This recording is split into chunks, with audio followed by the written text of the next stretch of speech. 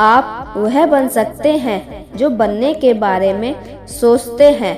बस इन बातों को दिल और दिमाग में उतार लें। जो हो चुका है उसकी परवाह करना बंद करो। कुछ नया सोचो, नया करो और आगे बढ़ो। जो हो चुका है अगर उसी में उलझे रहोगे तो आपका आज खराब हो जाएगा। मेरी इस बात को आप हल्के में ना लें। आप इतने समझदार हैं कि आप मेरी इस बात को अच्छे से समझ सकते हैं। अगर आप वाकई पीछे घटने वाली घटनाओं को दिन और रात अपने दिल और दिमाग में दोहराते रहेंगे तो आगे कुछ नया करने का निर्णय नहीं ले पाएंगे। जानते हैं ऐसा क्यों होता है? ऐसा इसलिए होता है कि आपका दिमाग जब बुरी घटनाओं विचार से भरे होते हैं तो यह अच्छे और प्रेरक विचार पैदा नहीं कर पाते हैं और आप हर काम में असफल हो जाते हैं। इसलिए मेरी मानिए, जो हो चुका है उसे भूलकर एक नई शुरुआत करें।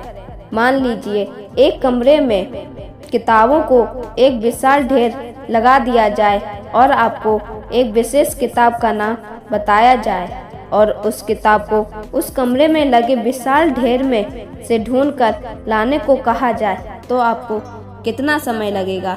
मुझे लगता है आपको बहुत समय लग जाएगा, है ना?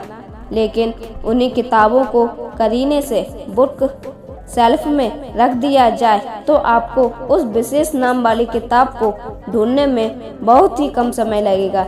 मेरी इस बात से आप सहमत हैं कि नहीं? मुझे लगता है कि आप सहमत हैं। जिस तरह से किताबों के ढेर से कमरा भरा है, ठीक उसी तरह से हमारा दिमाग विचारों के ढेर से भरा हुआ है। जब हम निराश और दुखी होते हैं तो सही विचार और सही फैसले को सामने लाने में हमारा दिमाग असफल हो जाता है और हमें उस निराशा और दुख से बाहर आने में बहुत समय लग जाता है और इस तरह समय की बर्बादी से हम हमेशा पीछे ही रह जाते हैं। अगर आप अपने विचारों के ढेर को करीने से सेल्फ की तरह दिमाग में रखें तो किसी भी परेशानी में हमारा दिमाग सही विचार और फैसले सही समय पर हमारे सामने लाकर रख देगा।